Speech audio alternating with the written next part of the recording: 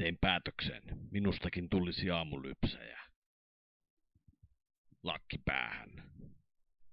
Hanskat käteen. Kukkuloille Laaksoon mäkeen.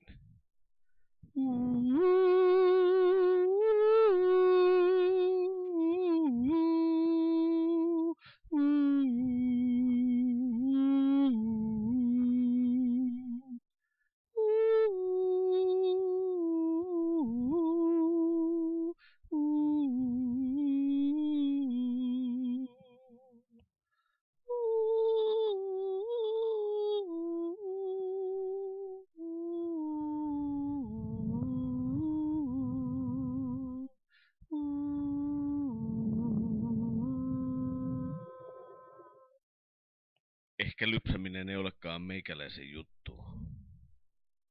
Sen tietää moni mun tuttu.